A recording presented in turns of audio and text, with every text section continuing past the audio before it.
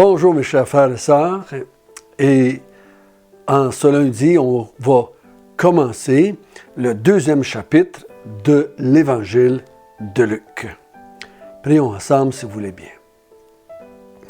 Notre bon Père du ciel, tu nous as appris des belles vérités en ce qui concerne Jésus, ton Fils, le Messie, le Sauveur, comme il a été appelé dans ce premier chapitre.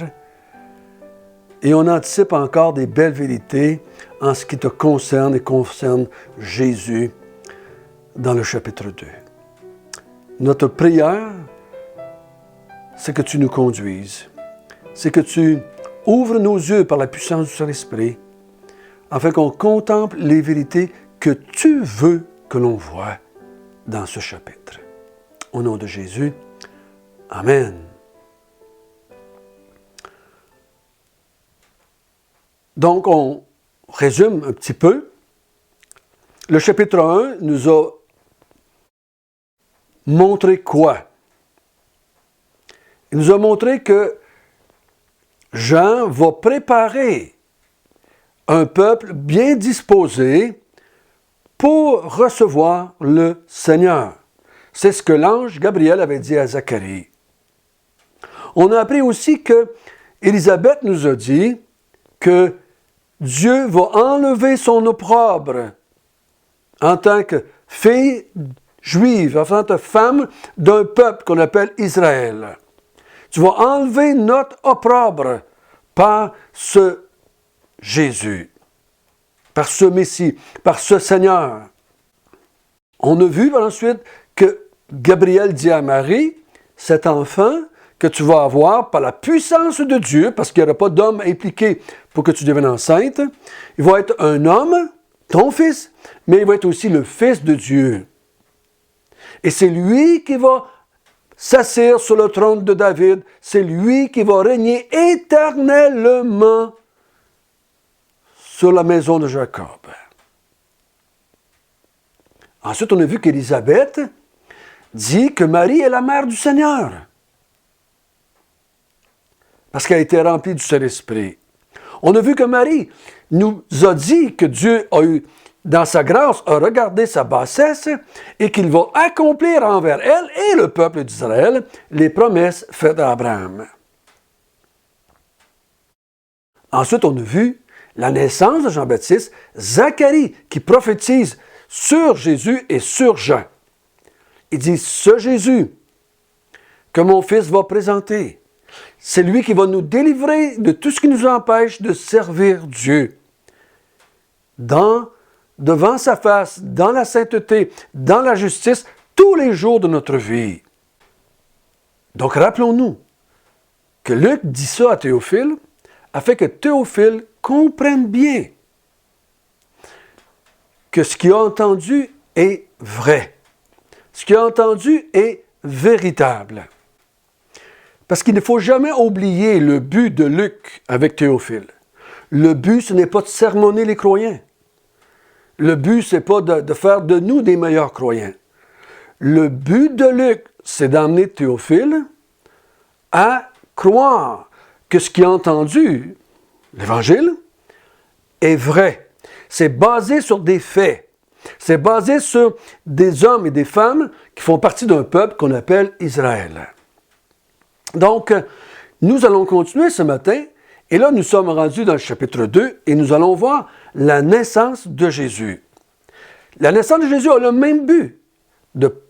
Il va aller chercher des témoins oculaires qui vont dire qu'est-ce qui s'est passé quand Jésus est né.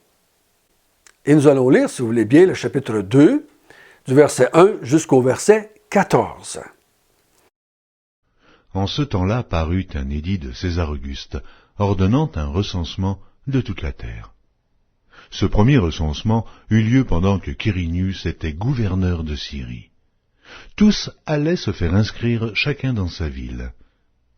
Joseph aussi monta de la Galilée, de la ville de Nazareth, pour se rendre en Judée, dans la ville de David, appelée Bethléem, parce qu'il était de la maison et de la famille de David, afin de se faire inscrire avec Marie, sa fiancée qui était enceinte.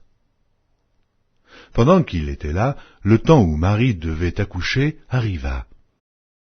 Et elle enfanta son fils, premier-né. Elle l'emmaillota et le coucha dans une crèche parce qu'il n'y avait pas de place pour eux dans l'hôtellerie. Il y avait dans cette même contrée des bergers qui passaient dans les champs les veilles de la nuit pour garder leurs troupeaux. Et voici, un ange du Seigneur leur apparut, et la gloire du Seigneur resplendit autour d'eux. Ils furent saisis d'une grande frayeur, mais l'ange leur dit, « Ne craignez point, car je vous annonce une bonne nouvelle, qui sera pour tout le peuple le sujet d'une grande joie. C'est aujourd'hui, dans la ville de David, il vous est né un sauveur, qui est le Christ, le Seigneur. Et voici à quel signe vous le reconnaîtrez. Vous trouverez un enfant emmailloté et couché dans une crèche. » Et soudain, il se joignit à l'ange une multitude de l'armée céleste, louant Dieu et disant, « Gloire à Dieu dans les lieux très hauts, et paix sur la terre parmi les hommes qui l'agréent. » Donc, la question qu'on va se poser, c'est pourquoi est-ce que Luc en parle à Théophile? Et on va voir les témoins qui s'y rattachent. D'abord, on nous dit, dans les premiers versets, la date de la naissance de Jésus. Il c'est au temps où il y a eu un édit de César Auguste qui demandait un recensement de toute la terre. Donc, on veut recenser le monarque de l'Empire romain, veut un recensement et veut savoir combien de monde il a dans son royaume, dans son empire. Et ça s'est passé ceci quand Quirinus était gouverneur de Syrie. Donc, ceux qui étaient de l'époque savent de quelle date il s'agit. Ceux qui ont étudié, les historiens, nous disent que ça s'est produit environ 2015 ans, 2016 ans depuis de notre ère. Donc, ça fait à peu près 2015 ans que c'est arrivé. Mais quand Luc et Théophile lisent cette lettre de Luc, quand les deux sont vivants, quand Luc va aller voir les témoins oculaires, c'est à peu près il y a une 60aine d'années. Donc, ils sont beaucoup plus proches de l'événement et beaucoup plus proches des témoins oculaires que nous, on le sait. Qui sommes-nous, nous, pour critiquer qu'est-ce qui s'est passé dans ce temps-là, nous qui sommes 2000 ans après? Il était plus sage de croire les gens qui ont vécu plus proches de l'événement. Ce qui fait du sens et qui est logique. Donc, Luc et Théophile vont se rappeler à ce moment-ci un événement qui a eu lieu à peu près 60-65 ans dans leur temps. Probablement qu'ils n'étaient pas nés, peut-être même à l'époque. Parce que s'ils étaient nés, ça veut dire que Luc et Théophile étaient déjà un peu âgés. Je crois probablement qu'ils n'étaient pas nés. Ou s'ils étaient nés, ils étaient très jeunes. Et Luc dit à Théophile, c'est ce qui s'est passé, c'est ce qui a enclenché l'événement dont je veux te parler. À ce moment-là, Joseph et Marie vivent à Nazareth. Donc, comme tous les gens, forcés par la loi romaine, ils vont aller dans leur ville pour se faire inscrire sur le dénombrement, le recensement, je devrais dire. Donc, Joseph étant, c'est ce qu'il nous dit au verset 4 jusqu'au verset 5, Joseph étant de la maison de David, de la famille de David, d'une famille royale, d'un ancêtre royal, qui est de Bethléem, Joseph va prendre Marie, sa fiancée, et il va descendre à Bethléem. Il devait avoir tout un achalandage sur les routes. Donc, Luc prend le temps de dire qu'elle est encore sa fiancée, donc ils ne sont pas encore mariés, donc ils n'ont pas consommé le mariage dans une relation sexuelle. Mais rappelons-nous, le mot fiancé, dans ce temps-là, est un équivalent du mariage. Il y a un engagement sérieux de pris, mais il n'y a pas encore une consommation, on ne se déclare pas encore mari et femme, mais fiancés. Ça fait penser un peu à du temps où j'étais jeune, où est-ce qu'il y avait les fiançailles. Donc, quelques mois avant le mariage, on se fiançait, on donnait une bague d'engagement, comme de quoi on engageait notre parole en disant « je vais te marier dans quelque temps ». Donc, un coup cet engagement-là pris, ces fiançailles-là déclarées, on commençait à préparer le mariage. On achetait les vêtements, le trousseau, on louait un logement ou on achetait une maison, on se préparait. Si l'homme et la femme étaient dignes de parole, c'était comme s'ils étaient mariés, mais le mariage n'était pas encore consommé. Donc, il descend à Bethléem avec Marie. Et au verset 6, il dit, pendant qu'elle était là, on se souvient. Donc, Marie avait quitté Élisabeth à environ 3 mois de grossesse. Donc, il y a 6 mois de passé. Marie est proche d'accoucher. Elle est proche d'accoucher. Donc, mais quand elle arrive là, à Bethléem, son temps est dû. Et elle va accoucher. Mais à cause des événements qui se passent autour, à cause de tout ce trafic, tout ce tralala, autour du recensement, il n'y a pas de place dans un hôtel, il n'y a pas de place pour qu'elle puisse se coucher et avoir ce bébé. Donc, on va vers ce qui était disponible, un étable, c'est ce qu'on appelle là. Qu'est-ce qui nous fait croire qu'il y a une étable? Mais il y a une mangeoire. Le mot mangeoire nous fait penser qu'il y a une étable, c'est une place pour manger pour les animaux. Donc, Marie accouche et elle met son bébé dedans, elle l'emmaillote avec du linge, comme c'était la coutume, et elle le met dans la crèche. Si on arrête ça là, il n'y a rien d'exceptionnel à ce moment-ci. Il y a rien d'exceptionnel encore. Une femme, un homme, 9 mois de grossesse, elle accouche, normal. Rien de spécial. On a fait toute une histoire, toute une espèce de... Comment je dirais bien ça? Oh, Marie était Marie était une servante, Joseph, pauvre petit Jésus, né dans une étable. C'est pas ça le but de Luc à Théophile. Le fait que Marie donne naissance à Jésus dans une étable confirme à Luc ce qu'il a entendu. Mais ce qui est important pour Luc et pour Théophile, c'est ce qui s'est passé en dehors de l'étable. La même nuit que Jésus va naître, il se passe quelque chose de très spectaculaire en dehors de l'étable. Et c'est ça que Luc veut que Théophile entende, vraiment. C'est ça qui va nous dire quelque chose au sujet de Jésus. Un ange apparaît à des bergers. Et, encore une fois, un ange à Zacharie, un ange à Marie, maintenant un ange aux bergers. Un être céleste, un envoyé de Dieu, vient dire à des bergers quelque chose.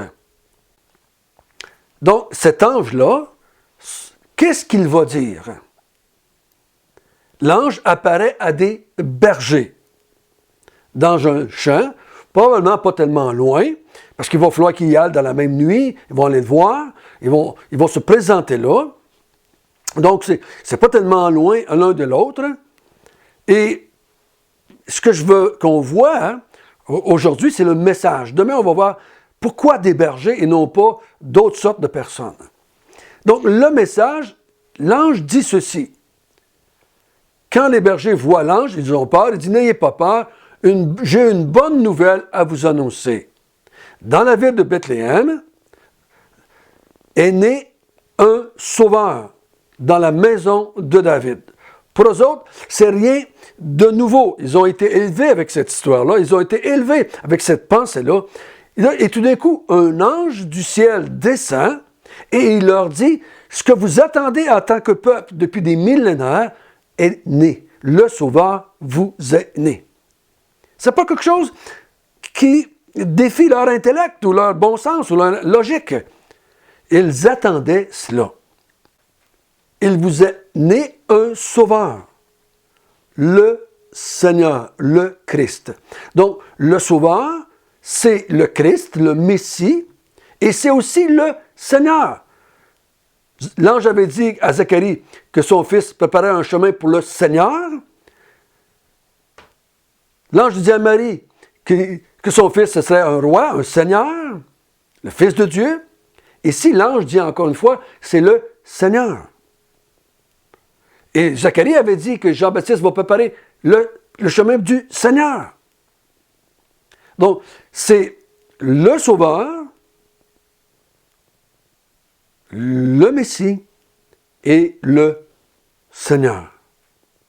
Donc, c'est vraiment une belle nouvelle, quelque chose de super, pour eux autres, c'est vraiment quelque chose d'heureux, une espérance qui s'accomplissait.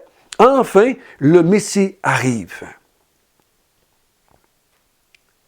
Et là, il dit, une foule d'anges vient se joindre à celui-là et il chante quelque chose. Verset 14. Gloire à Dieu dans les lieux très hauts et paix sur la terre parmi les hommes qu'il agrée. Il dit,